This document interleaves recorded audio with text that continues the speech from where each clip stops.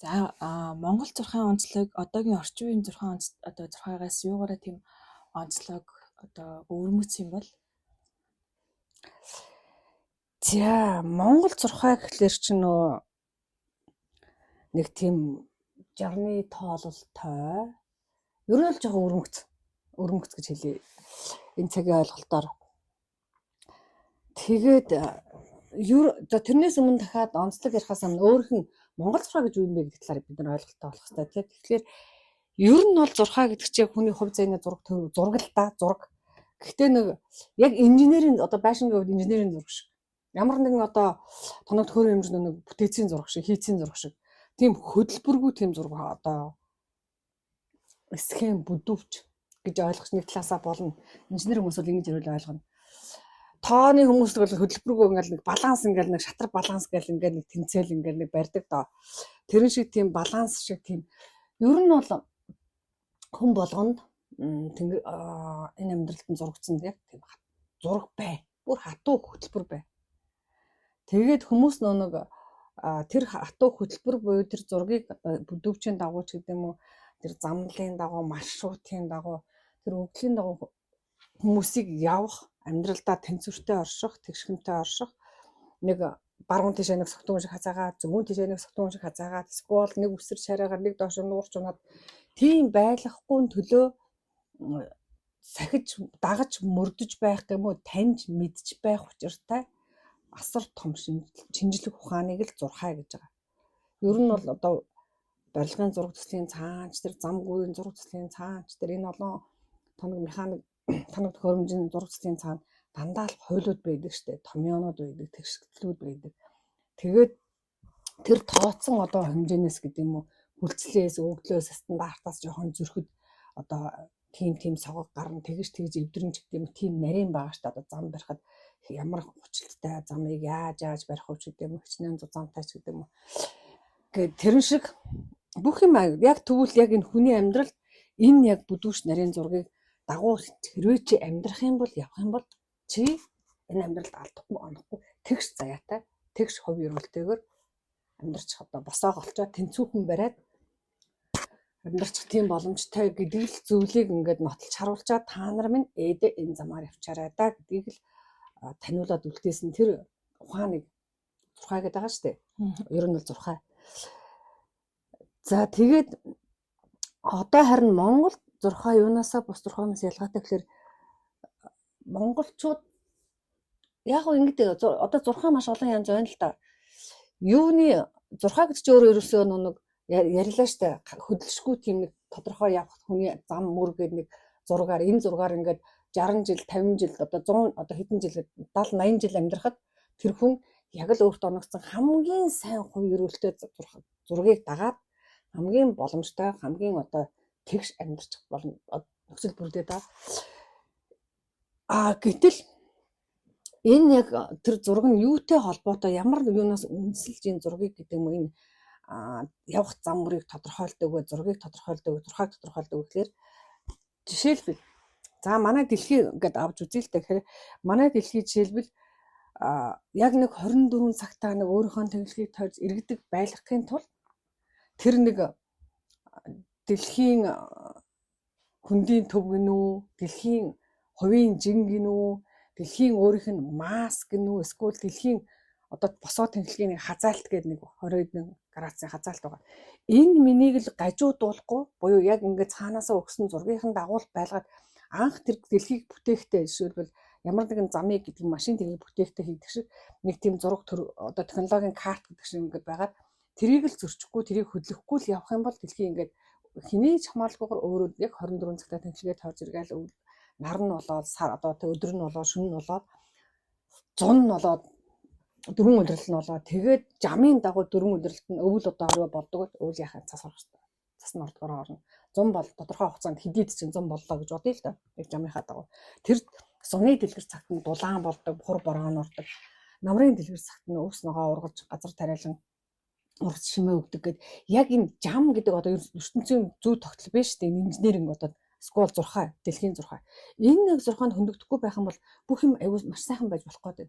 Гэтэл яг энэ нэг дэлхийг жишээлбэл өөрийнхөө зураг нэг явах замыг нэг зөрчөөд байгаа ш. Хүн бид нар дэлхийн массыг хувийн жин өөрчлөл одоо жишээлбэл энгийнээр ойлголоо.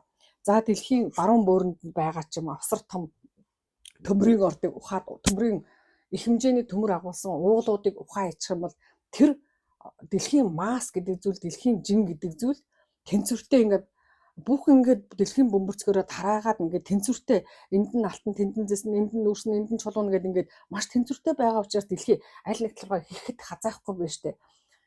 Ямар ч л байсан нэг 23.5 градус ч гэдэм үү те, энэ градусаа яг барьчаад 24 цагтаа яг нэг өөрийнхөө тэмдэглэгийг эргээд байгаа чадаад байна. Хэрвээ яг энэ тэнцвэрийг нь тогтоон барьж байгаа. За бид нар жишээлбэл ингээ хүн байна, хоёр гартай байна тийм үү. Тэгээ бид нар нэг гартаа илүү хүнд ачаа үүрээд хүнд одоо юм үрээд яг нэг тал руугаа гэлжигээд ингээд дайвалцаад унах гэн штэ. Эсвэл тэгэхээр хэрвээ бид нар хоёр удаа гарандаа зэрэгч тэнцвэрхэн шиг ачаа үрээд явах юм бол тэнцвэртэйхэн шиг холхон алхаад явдаг шиг тэр бүх юмыг цаанаас нь байглаас зургийн дагуу, зурхайн дагуу тэнцвэртэй байх, тэгшхэмтэй байх тэр тооцоог хийгээд гаргацсан. Тэгээ яг энэ тооцооны дагуу яг тэр замаар за энд байгаа хүндийн төв тэнцвэрийг олж байгаа тэр энэ чулууг энэ уул хадыг авч болохгүй шүү. Нөгөө талд нь байгаа бас тэнцвэрийг нь оноож олгож байгаа зис молибденийг нь орд уурхааг уухгүй шүү. За дээр нь байгаа одоо юу гэдгийг хэмжээний чулуун нүүрс гэдэг юм уу те, хөрөн нүүрсний орд газрыг ухчвал нөгөө дэлхий чинь өөрөө ингээд тэнцвэрээ алдаад нөгөө энэ цагийн хэлгээр тэнцвэрээ алдаад ийм болоод байгаа штэ. Зун нь богино болдог, эсвэл өвнөл нь урт болдог ч гэдэг юм, эсвэл намаргүй болдог, эсвэл одоо илүү сартай одоо зун болж байгаа ч гэдэг юм. Ингээд нэг жамбос гэдэг юм уу зургийн дагуу тэр бүтээгдсэн зүйл нь зураг төрөгөөс нэг гажаад байна штэ тий. Яг тэрэн шиг хүн бас тийм байхгүй. Хүний ингээд бүх юм ингээд хоёр одоо арга бэлгийн хоёр бэлтээ зохиогоод хоёр гартай хоёр хөлтэй хос эргэтнгүүтээ ингээд бүтээсэн. Тэгээд дээрэс нь бас яг тэр зургийг ингээд өөрөөр хэлбэл чи баруун тал руугаа хазаах урагшаа талаа бүтээхгүй тийм үү? Эсвэл өвдөгч нь махигаа доошоо суулчихгүй байлгахын тулд гээд ингээд бас л их тийм тэнцвэртэй бүтээччихлээ бидний бийг. Тэгээд энэ нөгөө нэг зүй тогтлыг гажуудуулаад тэгж гажуудуулахгүй байх хүч нь өөрөө 6-аад оршоод байна. 6-аад оршоод Монгол 6-аад оршоод байна. Тэгэхээр би ингэж баахан нурсныхаар юу ярих гэдэг нь тэгэхээр яг орчлон ертөнцийн босоогоолж, гариг иргэсийн босоогоолж, хүний биеийн босоогоолж энэ бүгдийг яг тэр босоо тэнхлэгдэн байлгахад босоо байна уу, хэвтэй байна уу, нэг тодорхой хазаалттай байна уу, ямар ч байсан яг л тэр ямар орон зайд байх юм, яаж эргэж байх юм, яаж одоо бусад гариг иргэстэй хамааралтай байх юм, дэлхий дээр буулгах юм бол хаана байх ёстой зүйл нь цаанаасаа байглаас бүтээгдсэн ямар уул нь, ямар төмрийн хүдэр нь, ямар алт эрдэнэс нь яг хаана байх юм, ямар далай тэнгис нь яаж урсаж, яаж цалгилж байх юм. Тэр л зүй тогтлыг алдагдуулахгүй байх юм бол нөгөө дэлхийн маанч зураг төргөөсөө гажихгүй дэлхий дээр амьдарч байгаа хүн бид ч гэсэн өөрийн гэсэн оноос нь зураг төргөөс гажихгүй байх боломж уг нь байгаад байна. Тэгээ энэ нарийн тэр утга утгахан зүй тогтол буюу саяын тэр инженерингийн том тооцооллыг үндсэн дээр хийгдсэн тэр зүйл нь өөрөө тооцооллыг 6 гэж нэрлэдэг байгаа. 6 гэж нэрлэдэг юм бэ. Тэгээд бид нар нөгөө нэг энэ 6 гэдэг зүйл бидний одоо амьдралын одоо тэгш амьдрах тэр заяа төрөхтэй маш чухал холбоотой маа гэдэг. Яг гадралж байгаа тийм үү. Тэгэхээр яг ямар зарчмаар холбоотой байгаа юм бэ гэдэг ингээд тэрийг сайн мэдэхгүй. Тэгэхээр тэрийг манай Монгол 6-ын хувьд бол юуг танилуг нэг юутай холбогддог гэхээр зарим одоо 6 бол одоо жишээлбэл ингэдэг байхгүй. Яг сарны тооллоор ингээд сар яаж дэлхийг ингээд тойрж эргэлдэггүй, сар өөрөө тэнхлэг дээр яаж эргэлдэггүй тэрийг тооцож үзээд одоо хийж гисэн 6 байдаг. Зарим нь болохоор дэлхий яаж нарны одоо тойрог замд эргэлдэж нартай ямар хамааралтайгаар оршдгоо гэдгийг тооцоод хийж гисэн 6 байна. Гэтэл яг Монгол 6 гэдэг нь юу гэхээр алтан гад зодыг төвөн болгодог. Буюу алтан гад дэлхий өөрийнхөө энэ цөмөөс алтан гад зодны цөмтэй холбогдоод нэг юм тодох юм бол нэг юм шулуун татагдах гэдэг нь шүү дээ. Шулуун шугам буюу энийг нэг босоо тэнхлэг гэдэг нь шүү дээ. Энэ хоёрын дагуу энэ хоёр дэлхий алтан гад зод доор нь байгаа мөнгөн газрууд тэр олон однууд ингээ хоорондоо яг орчлонгийн босоо тэнхлэгтэр байгаа. Тэгэхээр яг энэ орчлонгийн босоо тэнхлэгийн дагуу дэлхий эргэж байна. Алтан газрууд эргэж байна. Бусад однууд ингэж эргэж байна. Тэгээ яг энэ тэнхлэгийг л одоо ингээд тодорхой нэг 60-нд эргэж байгаа тэр 60-ны хугацааг тогтоон барьж байгаа энэ тэнцвэрийг л алдуулахгүй байх нь өөрөө огторгон зурхай. Тэгэхээр хүн бид хүссэн хүсээгүй энэ орчлон ертөнцийн ганцхан нар байгаа биш үү? Ганцхан сар байгаа биш үү? Тийм үү? Дэлхий ялангуяа нар сарны хамаарлаас илүүтэйгээр алтан газруудны хамаарлал гэдэг юм уу? Орчлонгийн дээр сая яриад байгаа нь босоо голчин хамааралтай илүү зөв тогтолтой байна. Хүн бид тэгж оршоод байна. Тийм учраас яг тэр босоо голчид тохируулсан алтан босоо голчид тохируулсан зурхайг л огторгон зурхай гэж нэрлээд тэгээд тэрийг огторгон алтан зурхай гэж бас нэрлэж байгаа. Эсвэл алтан зурхай гэж нэрлэж байгаа. Эсвэл огторгон зурхай гэж нэрлэж байгаа. Тэгээд тэрний дагуу зурсан зурхайг Монгол зурхай гэж нэрлэнэ. Тэрнээс зөвхөн сарны одоо нэг хөдөлгөөнийг огторгууд юм орчлонд эргэлж байгаа сарны хөдөлгөөн дэлхийд ямар хамааралтай сар дэлхийн хоёрын хамаарлыг үндсэн дээр тооцчихсан нэг зурхай байна. Илүү том ойлголт байна тий. Эсвэл яг нарны хамаарлал, нарны аймгийн бүр нарын тойрог замтай дэлхийн өөрийнхөө тойрог замтай ямар хоорондоо хамаарал байна гэдгээр тооцчихсан бас нэг зурхай байна. Өөрөөр хэлбэл нар байлаа тийм үү? Дэлхий байлаа. Тэгэхээр энэ хоёр нэг хоорондоо ингээд нэг бас нэг голчтой байна шүү дээ. Нар дэлхийг тойроод ингээд эргэж явахдаа тодорхой нэг орон зайгаар гэдэг юм уу тодорхой нэг орбитоор тойрж байгаа. Тэр орбитын тооцоон дээр үндэслээд нарны зурхай буюу аргын одоо өргөн дорны зурхай гэж яриад байгаа. Эсвэл арга бэлгийн зурхай, бэлгийн зурхай, эсвэл аргын зурхай гэж нэрлэдэг шүү дээ. Угаасаа энэ цагт аргын тооллоор төд, бэлгийн тооллоор төд гэж хэлээд байна. Гэтэл арга бэлгийн тоолол хоёулаа нэгдэж явах хэрэгтэй.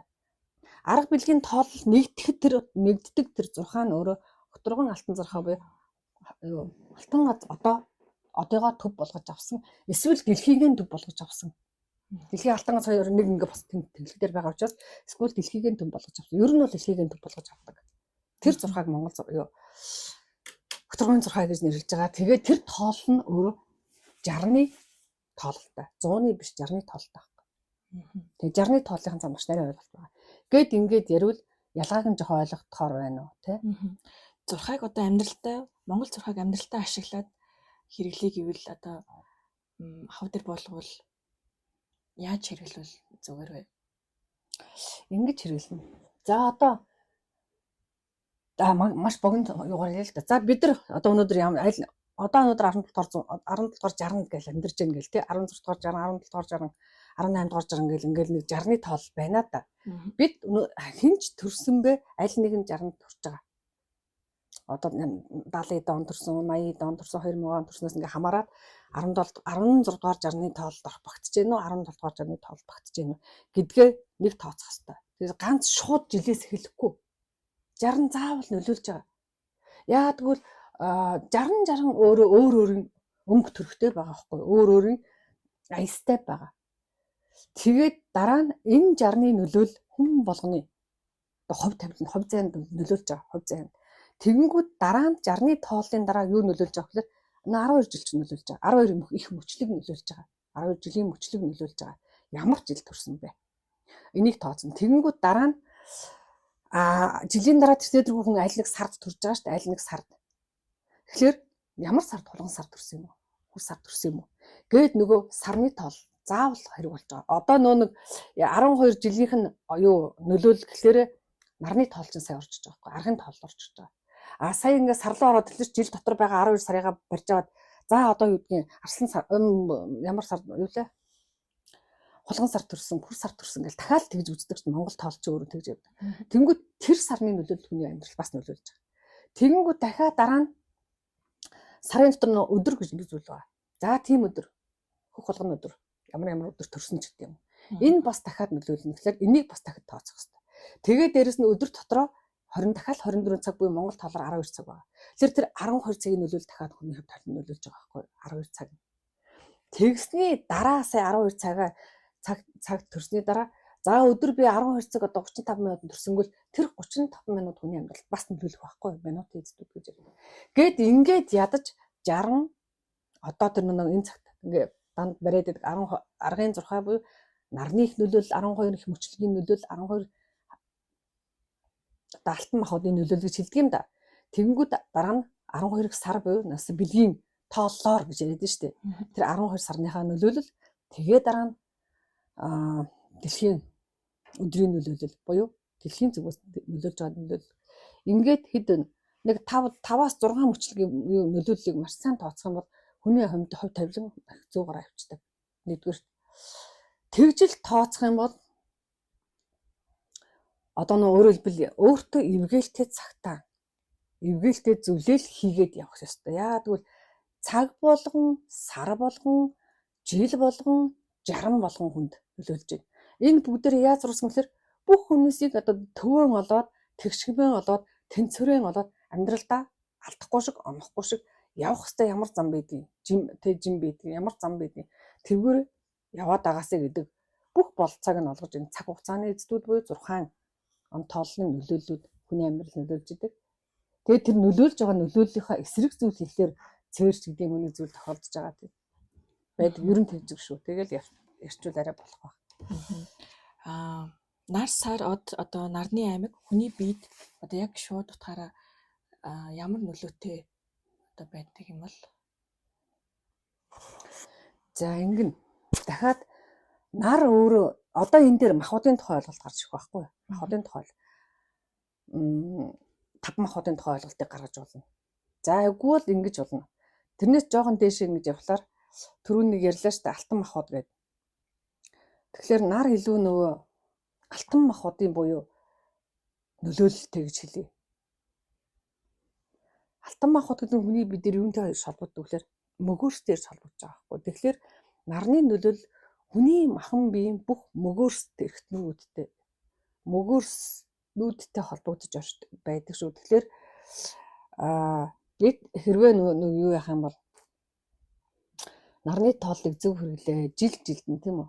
Би өнөөдөр одоо жишээл би луу жилтэй гэхэд би зөвхөн луу жилтэй жил надад ивэлтэй. Яагаад гэвэл луу жилийн өнгө төрхийг аваад би төрсөн. Гэхдээ бусад жилүүд надад ивэлгүйгээд орхиж болохгүй шүү. Бусад жилүүдийн эвгээл нараар дамжиж хүний бид буюу бидний алтан хотоор дамжиж тэргүй бидний бид холбогдоод бидний хавиргуудаар дамжаад нөгөө мөгөөрсүүдээр дамжаад бидний нөгөө эвэр тархитай холбогдоод эвэр тархи чинь маш хамгийн том ноён одоо ноёлох тархи гэж нэрлэе да. Олон үйлдэлийг удирддаг тийм тархи учраас тэр нөлөөллийн дагуу зурагдсан байна. Одоо хүмүүс их нөгөө ярьдаг штеп муу өдөр, цээртэй өдөр, харш жилч гэдэг юм уу? Харин нэг тийм муу өдөр, цээртэй өдөр гэдэг өдөр ерөөсөө байхгүй. Дэлхийг харал та. За одоо дэлхийн тэр өдөр муу гэж хэлэх боломжгүй байхгүй юу? Яагаад гэвэл тэр дэлхий дээр одоо аль нэг өдөр боллоо гэхэд тэр өдрийн нөлөөлөл бороогоо оруулах газар нь бороогоо оруулаа, цасаа оруулах газар нь цасаа оруулах. Ивэлтэй ээлтэй л байгаа. Яг тэрэн шиг өдөр болгон хүний амьдралд ивэлтэй буюу ээлтэй. Нэг ч муу өдөр гэж байхгүй хамгийн гол нь. Харин илүү их эвгээлтэй юу? Тэгээд эвгээлийн зөв таних хэрэгтэй. Одоо жишээлбэл одоо юу ярил л да. За луу өдөр гэж бодъё л да. Луу өдөр өөрөө тийм одоо тийм юу байхгүй солирын гэдэг юм уу? Ер нь өөрөө луу жил гэдэг луу нь өөрөө тийм амнаас нь гал ус салхи цацарсан тийм нэг амьтны тэнгэрийн амьтны дүрээр зурагдаад байдаг шүү дээ. Гэтэл тэр цаанаа бол яг юу илэрхийлдэг вэ гэхээр солирын тоосонцор солирыг илэрхийлж идэг. Солирыг эсвэл галтуулсаас оргилж байгаа маш их хүчтэй тесрэлтийн гал. Энд чинь ухаандаа бол окторгууд одоо ингээд манай галтуул нэг том галтуул дэлбэрэл асар олон одоо шатж байгаа галан ингээд чулуунууд ингээд үсэрж байгаа шүү. Тэр нь юу нэ солирын тоосонцыг бүсгэж байгаа. Том жижиг солируудыг бий болгож байгаа. Тэрэн шиг окторгын ертөнцөөс манай дэлхийр ингээд заавал дэлхийр өгөхгүй шүү дээ. Окторгын ертөнцийн олон орон зай ингээд солирууд үргэлж ингэж харвалцаж, буудалцаж, тесрэлтүүд явагдаж, зарим нь тэр нөө манай солирын тоосонцрууд нь манай агаар мандал руу орж ирэхгүй тэндээ задрах нь ганц нэг том нөө галт солирууд ингээд утаа солирууд ингээд дэлхийн орон зай руу их ойрхон өнгөрлөө нэргээ яриад идгийн цаана нөгөө луу жилийн нөлөөлөл байгаа байхгүй. Тэгэхээр эн чи юу гэсэн үг одоо луу жил байна уу, луу сар байна уу, луу өдөр байна уу? Луу гэдэг амьтны өөрийнх нь мөн чанар болчихж байгаа. Тэр хүчрэх галлаг, цоглогдоо. Тэгэхээр энэ цаг үед ямар зүйл жишээлбэл хийвэл өөрчлөлт ээлтэй байхад бодолтой. Яг ийм цаг үед одоо жишээл луугийн цаг үед эсвэл луу сарны үед эсвэл луу жилийн юу одоо лууны энэ гал төлтэй энэний эсрэг одоо унтраах гэдэг юм уу? Эсвэл хитэг салхин дэгдээх гэдэг юм эсвэл тогшруулж улам одоо нэг гааруулах гэдэг ч юм уу. Эсвэл тэр галан оршихуйг нь одоо бохирлох, бузарлах гэдэг тийм зүйл хийхгүй л байх хэрэгтэй. Энэ нь өөрөө цээр биш. Энэ нь өөрөө тэрийг хийхгүй байгаад тэрийг хийхгүй байгаараа тэгээ зөв амьдраарай гэдэг зураг зурсан байгаа шүү дээ. Тэгэхээр зөв зураг тавьдсан зургийн эсрэг буюу тэр нөгөө цаанаа лууны хүчийг гэдэг юм галтуулын тэр их ориглыг окторгын ертөнцөөр маш их галан амьуудыг түгээж байгаа. Тэр хэмжээгээр дэлхийн дотроос их хэмжээний галыг гаргаж ирээд дэлхийн агаар мандал дутагдаад байгаа. Тэр халуун дулаан агаар температурыг тогтоон барихын тулд ядчил дотроосоо гаргаж байгаа байхгүй. Тэр энэ өдөр хүн ер нь ямар шүү айдуу зөөлөн л байх хэвээр. Аль болохоор нэг галан хотын тэр эрчимүүдийг сайхан тосоод авдаг. Одоо утхан нэг тэгжил хэлээ да тэрнээс хэлээгүй. Ер нь бол нэг тиймгээ ойлгочих. Могоо өдөр ямар байхын жишээлбэл могоо жилчин гэдэг юм уу сар өөр ямар байх вэ? Могооныг өөрийнх нь мөн чанар өвөл манан бодон тэг уур ус тэнийг төлөөд бэлгэдсэн зүйл шүү дээ. Тэгээ уур усны аюул нүүрлэж болзошгүй тэр жилд гээл одоо уур усны аюулыг улам ингээд үл тоогоо за могоо энэ жил могоо жил гарч байгаа шүү. Могоо өөрөө өөрийн амин чанартай гэдэг хур борооны тийм их амин чанартай зүйл гэхэлэр би ядчил өвөлийг одоо хур бороо гарч байхад эсвэл уур усны ойртож байхад өвөл ингээд нүрглээд ирж байхад нэг монголчуудын нэг ёс заншил байна штэ. За нэг тагнаагаа ташаад гэдэг юм уу юу одоо ямар нэг юм мэдээд гэдэг юм уу тургаад байж болохгүй энэ гэдэг зан өвөлөнд өөрөө нөгөө могоо жилийн гэдэг могоо цагийн гэдэг юм эсвэл могоо сарын тийм одоо мөрдөж явах сэтгэл зүйл байхгүй. Тэгэл энийг нь мөрдөхгүй болж нөгөө жамын эсрэг гэдэг юм уу хийж байгаа өвлөхийн эсрэг үйл гаргаж шийтгүүлж байгаа болохоос биш тэнд ямар нэгэн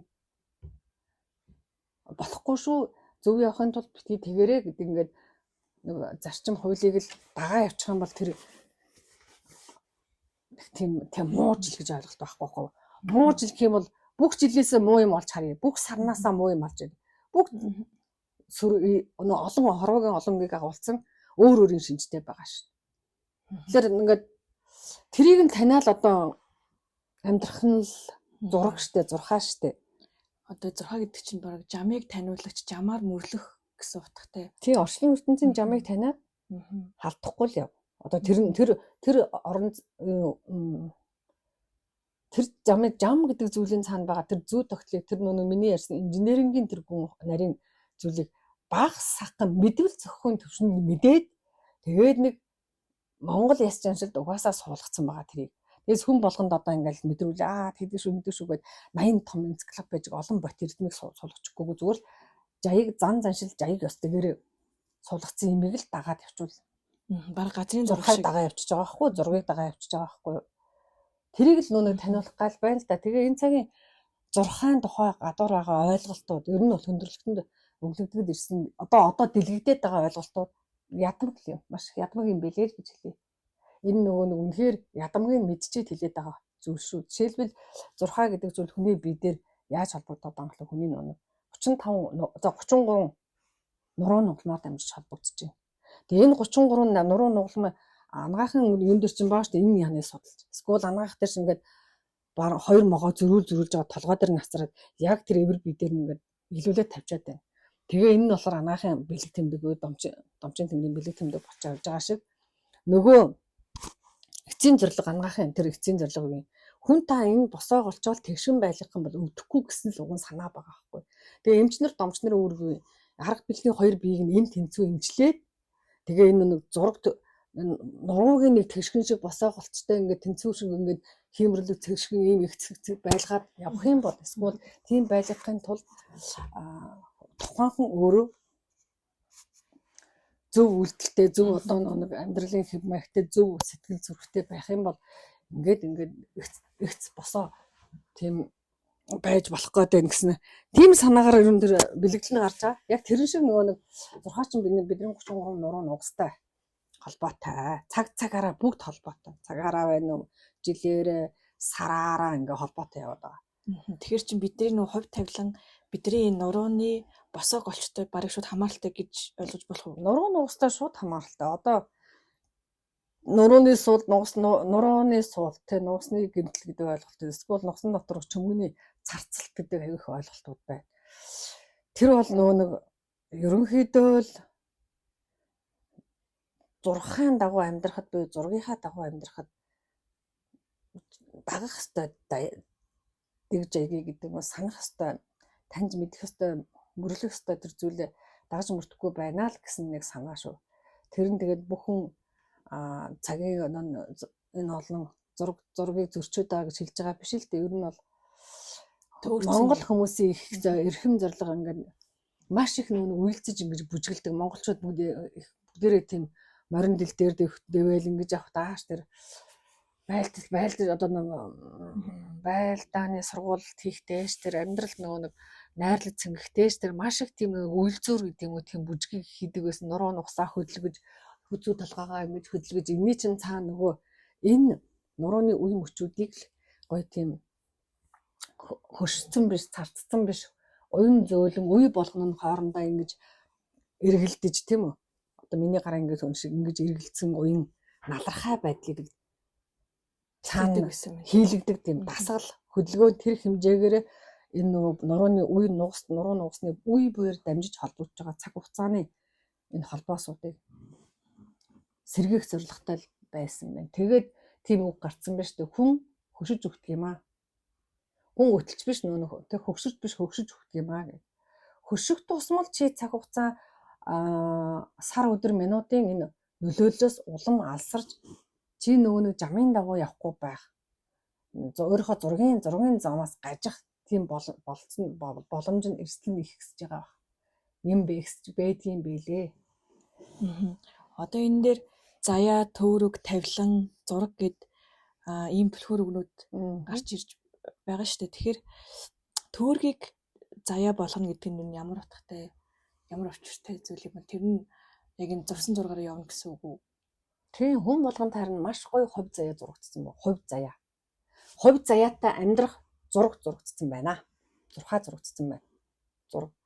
Гэтэл тэр хувь заяагаараа явж чадахгүй байгаад нөгөө хувь заяанаас гажаад байна шүү дээ. Одоо юу гэдгийг чи төдөн настайдаа тийм мэрэгжилизм шараа чи өдөн одоо тэр сард чи тийм зүйлийг одоо эхлүүлээрээ төдөн настайдаа чи тийм эрдэм номыг одоо илүү сонирхон судлаараа шиг тийм үү. Жишээлбэл тийм зургнууд ингээд зурагдсан байж байгаа байхгүй юу? Гэтэл яг нөгөө нэг тэр зүйлийг хийхгүй байна гэдэг нь өөрөө зургаасаа гажиж байгаа шүү дээ. Нөгөө сайн хувь заяаг болгодог зурхаа буюу зураг өөрийнхөө зургаас гажиж байгаа. Тэгэхээр нэгэнтээ зургаасаа гажаад хад энэ гажаад яв гэдэг ойлголт байхгүй. Тийм тавилан оноож өгнө. Тодорхой нэг хувь тавилан гэдэг тавилан оноож өгдөг. Тэгээд тэр тавиад өгсөн тавилан буюу за энэ ингээд гажихтаа яа би уурнасаа болоо гажиж чүү, бусдын үгэнд ордог болоод гажиж чүү, эсвэл өөрийнх нь дотоод дуу хоолойг сонсдоггүй болоо гажиж чүү.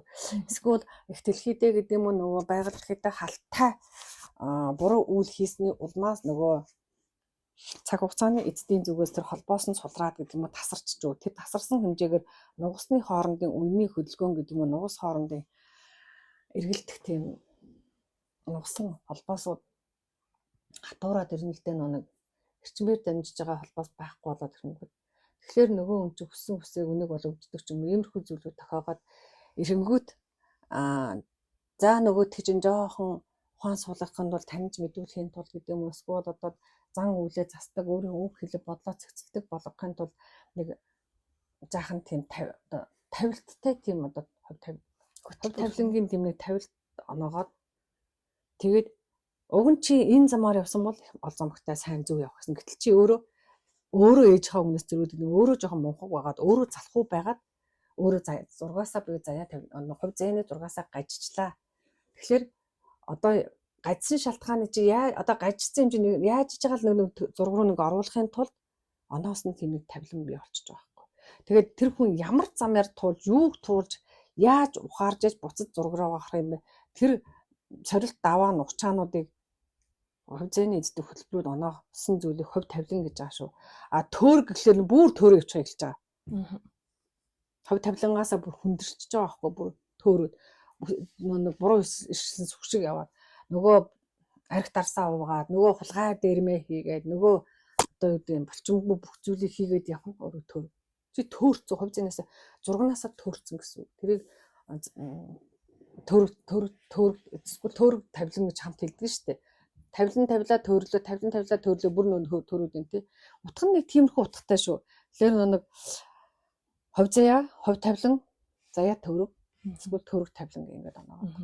Тэр чинь хувь заяаны зарим ухаан суухгүй байгаа хүмүүсийг угаасаа нэг тийм амьдралын нухчаанд ухаан суулгах зорилттой зөв замаа би нэрээ буруу яадаг юм би зөв замаараа явах хэрэгтэй юм. Миний зурсан зураг арай өөр байгаа да гэдгийг нэг таних хүртлээр тэр хүн чинь нэг төөрж явж байгаад нэг буцаад нэг зургуугаар тиймэрхүү нөхцлүүдийг зориуд бас оноох зорилгоор нөгөө тавилан гэдэг зүйлийг бий болгоод байна штэ. Тэгээд тэр тавилангаа сая одоо ухаарад ингээд нэг зураг руугаа орох тэр мөчийг нь тавилан гэж хэлээд байгаа шүү. Зураг гэдэг чинь баг одоогийн үс сүнсний сэрэлт гэж яриад байгаа зүйлтэй баг ижлэхэн юм шиг. Ижлэхэн одоо энэ хүн сүнсээс ирээд яах гэдэг өөрөө зурсан зураг л явах гэдэг. Өөрт оноос нь зурсан. Хүн болгонд онооцсон зураг байгаа гэдэг л бүр хатаа байна. Зорилгоо хайгаад идэг. Зорилго чи одоо аль хэзээний байгаа зүйлийг л тэгээд зорилгоо хайгаадаа гэдэг чинь өнөөх нь зурсан зураг хайгаад байгаа. Тэгээд дотроос нь хэлээд энэ чи зурагнаасаа гажцсан. Эсвэл зургаараа явахгүй. Чи нэг хувь тавилан руу шилжчихээ эсвэл төр рүү орчлаад тэрийг дотроос нь сануулаад тэгэл ингээл сүнсэн гэдэг юм уу өвдөөцөн гэдэг юм өөрх нь нэг оюун бодол нь эсвэл бус тэр хүн чинь бас тэнэг хүн биш үү бусдыг хараад би нэг биш байна гэдэг эсвэл өөрийнхөө амьдралын амьдрал дээр ингээд дүгнэлт хийж байгаа штэ бас хамт тэгээд дүгнэлт тэгээд би биш ээ би арай өөр замаар явах хэрэгтэй гэдэг мэдээ штэ. Тиймэрхүү байдлаар сүнсний сэрэлт. Сүнсний сэрэлтний явж байгаа хүмүүсийн бас нэг мэдүүл зохихны зүйл нь бол зураг гэдэг зүйл байдаг юм байна гэд мэдээд тэгээд яавал тэр зургийн дагуу явах вэ гэдэг утга нэг тэрний чинь санаас жоохон гүн ухаан байгаа. Тэрийг л жоохон гадралчих юм бол бүх цаг хугацаа бүх өдөр сар жил бүгд ээлтэл гэдэг хэлээ. Одоо бидний заяа тавилан Тэнгэрийн тааллаар болдог гэж үздэг штэ. Тэгэнгүүт бид нар яг алийг нь ингэ шийдвэр гаргаад алийг нь ингэж сонгодог юм бол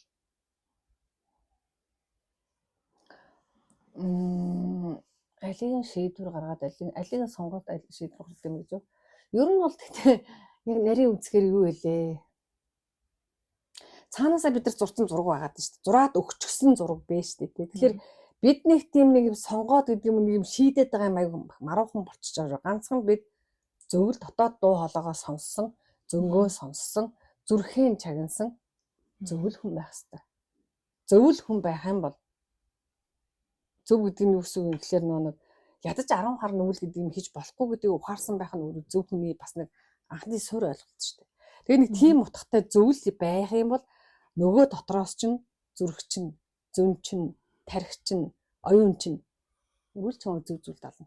Тэр бид нар мэдгүй л байгаа болохоос одоо бид нар ингээд машин бариад за энэ аймагаас гараад тэр аймаг руу очие гэхэл замаа тагаа явдаг үстэй. Тэр замаас гарчихлаар нэг жал руу орчих гол нэг бол одоо судаг руу орчих гол эсвэл одоо ингээд төөрөөл ингээд хатчлуутай замаар.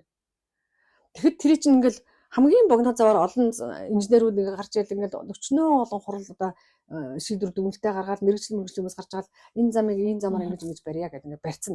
Тэр замаар л явах. Тэгэхээр яг тэр шиг хүн болгоны амьдрал зурцсан зураг байгаа. Хамгийн одоо хамгийн дардсан гэдэг юм хамгийн оновчтой тийм зураг байгаа. Гэтэл бид яадгийн зөнгөө чагнахгүй гэдэг юм уу зүрхээ чагнахгүй тархиан чагнахгүй байхаар нөгөө замаас олон удаа гарч зарим жоохон гарч явж байгаад орчиж जैन тийм үү. Жоохон заяа одоо зургаасаа гарч явснаа зар буцаж ороод тэгснээр нөгөө төлөөр жоохон гарснаа буцаж ороод ингээд ямар ч юм могоо шиг хэрээд ингээд нэг зөв зам юу зургаараа гажуудталтай ч гэсэн нэг яваад. Зарим нь ингэж гарангуутаа бүр төрөөд нөгөө бүр жалганд очиж суугаад гэдэг ингээд намганд очиод суучж байгаа. Энэ бүр ингээд төрөг болчихсон.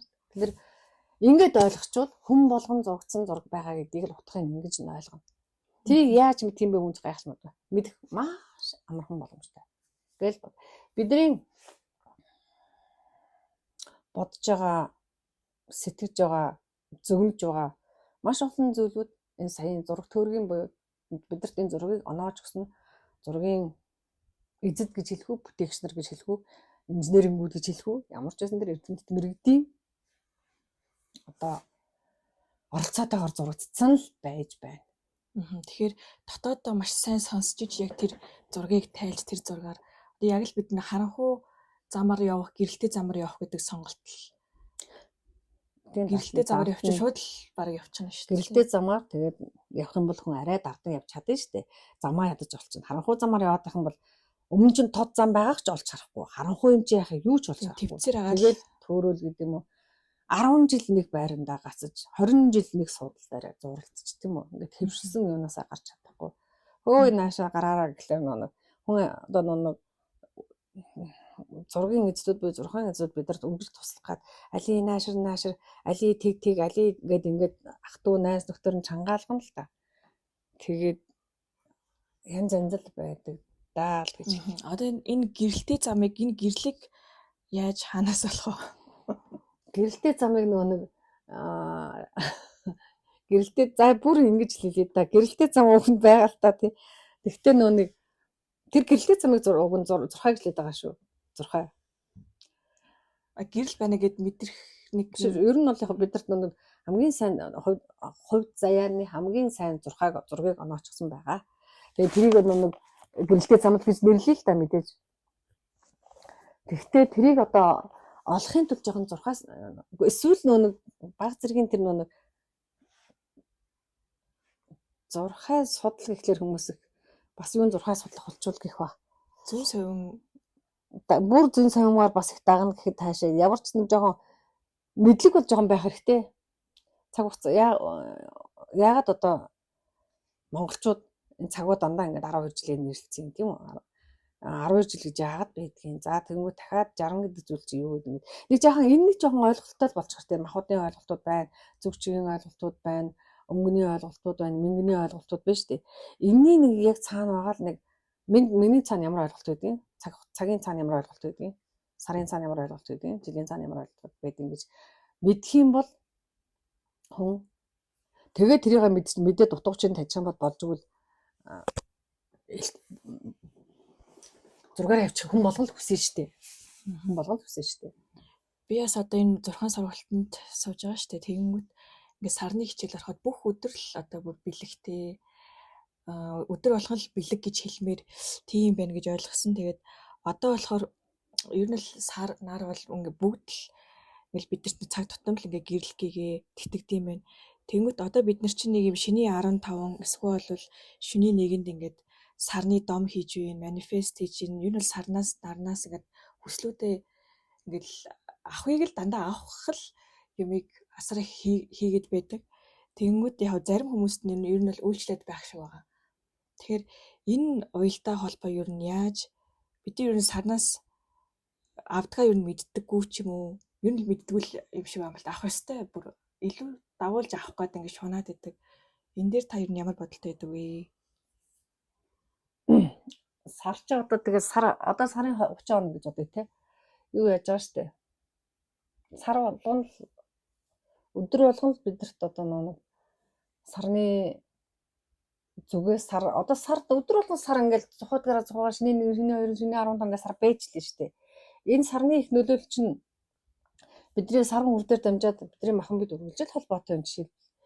Саран хүр дээр дамжлаа гэж ярьдаг. Гэхдээ дээшээ яваад хүний хүзүүгээр дамжаад нэг хүзүүнийхээ 28 үе 7 хүзүүнийхээ 28 сэрдэн тэгээ 8 дахь хүзүү буюу энэ ур талын ариуны доотлолд байгаа 8 дахь хүзүүний 2 сэрдэн гэдэг ингээд нэг 30 хоног тохиохдоо дандаа л өдөр болгон тусгалдор бидний миний өрсөд саруул ухаантай байгаасай вин зөвлөн сэтгэлтэй байгаасай гэсэн холбоосыг үүсгэж орж байгаа. Жишээлбэл тэгэхээр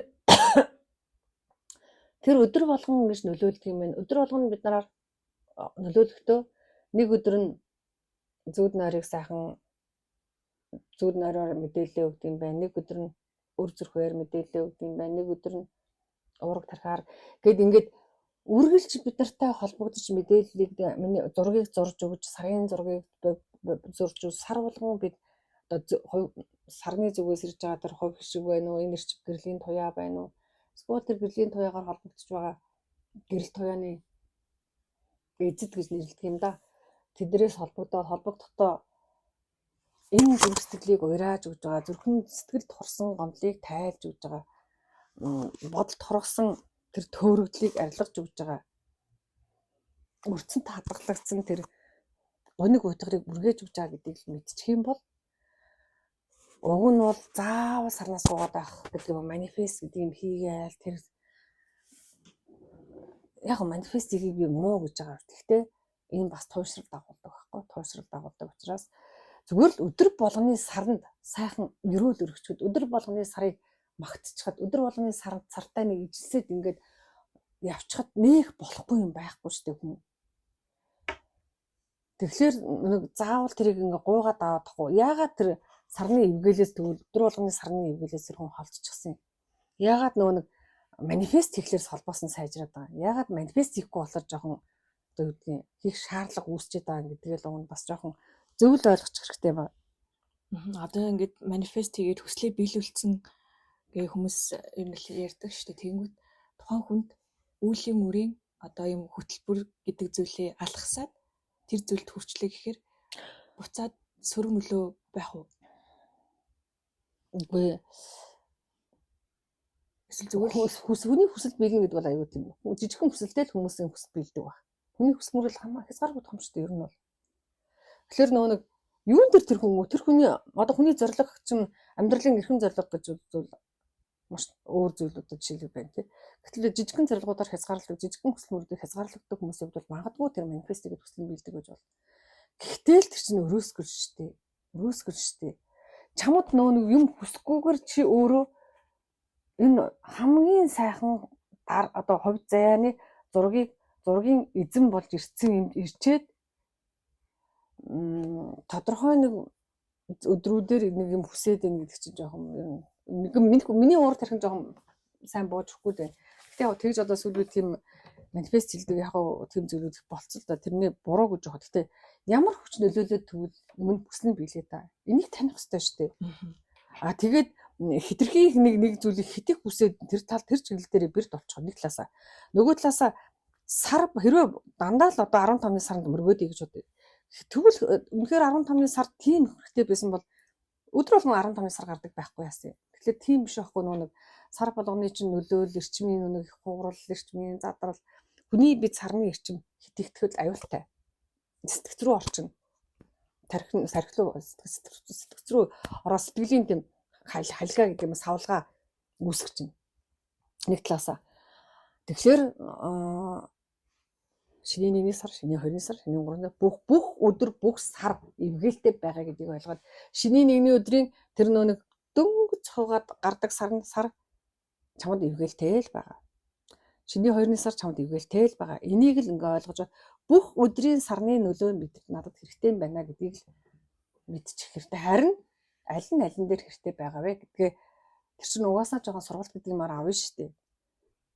Жоохон тийм дэлгэрэнгүй ойлголтууд шүү дээ. Шинийн 1-ний сар юг бэлэгддэг вэ?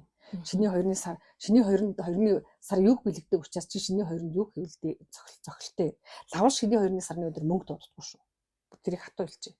Тэгэнгүүт шинийн 3-ны сарны холбоосон дор хүн байгаль ямар одоо эерэг нөлөөлөгдөг юм хүн холбоосыг бий болгох юм бэ. Тэгэхээр шинийн 3-ны өдөр хүн юг хэвэл цохилттой. Шинийн 4-ний өдөр гээд ингээ бүх өдөр чинь өөр өөр юм эвгээлтэй байгаа байхгүй. Тэгэхээр тэр эвгээлтэй өдрүүдэд нь тэр эвгээлтэй зүйлүүдийг хийгээл явах нь. Эсвэл тэр төссөн хүсээгүй энэ миний заяа төргийг гэдэг юм уу, миний хувь заяаг, миний зурхайг хамгийн дээдэр зургалж өгөхөд нөлөөлж байгаа намайг саруул ухаантай өр нэмгэн байлгахад энэ сарн эзийн холбоос, сарны орон зайн холбоос хэрэгтэй шүү. Сарн дамжаад газар дэлхийгээрээ дамжаад лусаараа булаг гол мөрнөөрөө далай тэнгисээрээ надад нөлөөлж байгаа. Хөрсний чигээр ч хүртэл надад намж нөлөөлж байгаа. Магадгүй агаарт байгаа олон чиг буюу зэрэглээ гэдэг шүүдэр манан будангаар дамж ирж байгаа гэдгийг ойлгочвол Тэрийг ойлгохгүй байснаас болоод тэгээ байгаа хангалтлагаас зугатаад байсны улмаас сарны эрчим тэр өдөр болгоны нөлөөлдөг холбоос суларчаал тэр хүн яадаг хүсэл нь гацчихсан амьдрал нь одоо хаа нэг газар ингээд одоо хурдчихсан л байсан байгаа байхгүй. Тэгээд нөгөө нэг сарны холбоосоо сэргээх гээд бас ингээд сарнд манифест хийгээд сар бас хүчтэй юм байна. Сар их бидний амьд нөлөөлдөг юм байна гэдээ манифест хийж байгаа сайн хэрэг. Гэхдээ хэд туушрахгүй шиг бүх сарны бүх өдөр надад эвгээлтэй байдаг. Өөр өөрөөр миний амьдралд нөлөөлдөг гэдгээ таниад тэгээ сарны тэр өдрүүд нь нэг 30 өдөр л байгаа штэ. 30 төрлийн зүйл байгаа штэ. Тэрийг нь сургалтаар яваад авчихал юм бол сар болдгороо эхний сар дуусаа дараагийн сар дахиад нөлөөлөлөө дараагийн сар дахиад нөлөөлнө гэхлээр эрг нөлөөлнө. Тэгэхээр өдөр болгон чи нэг эрг зөв сэтгэлтэй өөр нэмгэл байж л та. Тэгэхэд л болчих гээд байгаа байхгүй. Тэгэхээр тэртээ дэргүй сарны тэр торгон ус өөрөө маш ариун дагшин тийм үү маш их тийм одоо цэвэр. Тэгэхээр нэг чиний бие тэртээ дэргүй усан махбод чинь ингээд 70-80% байна 60% байна. Далай тэнгисийн ингээ харалта одоо ингээ гол бүр булаг шандыг харалт ямар тунгалаг байна. Чиний биеэр урсж байгаа энэ аршаанууд, энэ цус, энэ шингэнүүд яг тэр булаг шандны тэр цэвэр тунгалаг аршаан шиг байх боломжтой байгаа хгүй тэгээ бүтээгээд өгчихсөн. Тэрийг чи өөрөө гомдоол хүнд ингээл дургуцаал муу хэлээл муучуд бодоод ингээл ургуулаад ингээл бүр ингэсээр байгаа тэр яг сайхан ариун дагшин тэр гол булгийн усыг чи өөр ингээд алт угаацсан ус шиг хог булчихсан одоо голын ус шиг одоо ингэ те үрийн усны дараах тийм ус шиг болгож хайчаад тэгээд шаналаад тэгээд хүсэл мөрөөдөл чинь одоо гацчингуудаа сарнаас тусламжгүй одоо жоохон асуудал таахгүй. Тэрний хооронд чи өдөр болгон л зүв бай. Өдөр болгон эерэг бай. Өдөр болгон өөрийнхөө амьдралыг тийм амьдрал тэр дадлыг суулгах хэрэгтэй. Хүнд гомдохгүй бол хүнийг уучлах, хүнийг өршөөж, энерж, ачаалтай байж сур. Гэх юм уу?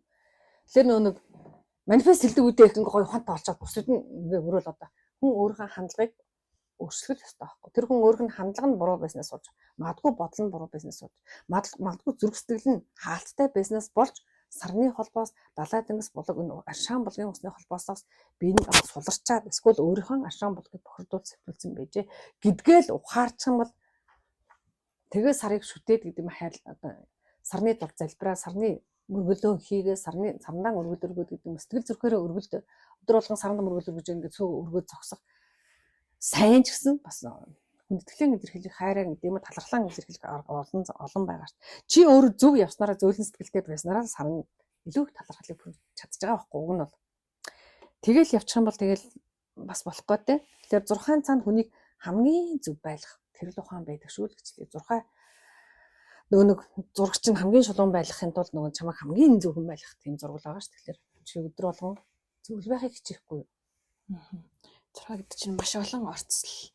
Бид яг 1-2 хон орцыг нь харчаал ингээ хамгийн сайн төгснө юм байна гэл бодож исэн чинь бүр маш баялаг ойлголт, маш том ойлголт байсан байна. Тэгээд за ямар ч тач саранда өдөр болгон талархлаа ерөөл илэрхийлж миний хувьд л илэрхийлж байгаа. Тийм тэгээд сонсож байгаа хүмүүстэй гэж хэлэхэд комментээр та бүхэн бас сэтгэлдээ хэлээрээ. Тэгээд саранда бас сэтгэлийн сайхан эрчмээ илгээж бай. Тэгээд талархал бас давхар илэрхийлж бай. Өдөр болгон ер нь зөв явбал заавал нэг онцгойлж бас үйл хийх шаардлага бас байхгүй болчтой юм байна гэж ойлголоо. Тэгээд бас нэг хэвлээ. Сарны нэг дэлхийд буудалтай тусгалт орон зайнууд зөөр гол мөрөн булаг шанд. Гол мөрөн булаг шандны усыг ариун байлгахад тус. Гол мөрний дэргэд хог битгий хай. Булаг шандны дэргэд битгий одоо муу зүйл хэл муу зүйл бод. Иргэн тойронд битгий сэв буртаг үлдээ. Байвал түүгээд авчижээ. Энэ нь чи өөрөө өөрийнхөө сэтгэлийн бурхыг сэвэлж байгаадаа өөрийнхөө сэтгэлийг ариусгаж байгаадаа тун адилхан шүү. Тийм учраас нөгөө манифест хэлж суухаар уучлаарай тэнд очиж булгийн хогийг цэвэрлж. Тэнд очиж голын ирд байгаа хогийг авчих. Эсвэл битгий хог тарихгүй явчих. Тийм л сэтгэл зүрхтэй бай. Тэр нь чиний одоо хэдэн өдөр цагаан анзарч исэн манифестаас хэд дахин илүү үнэтэй шүү. Хэд дахин шахан чамайг амьдралын зургийг чинь ингээд зураг дээр чинь гаргаж ирэх. Хамгийн том хүч чинь тэр л болно шүү. Сарны хүчийн эвгээлийг баг авч байгаа гэсэн юм шүү. Бэлгийн тооллын нэг гэж ярьдаг шиг сарны хүчний эвгээлийг авч байгаа. За маш сонирхолтой подкаст болж өндөрлөлөө. Тэгээд Багштай маш их баярлалаа. Их талархлаа.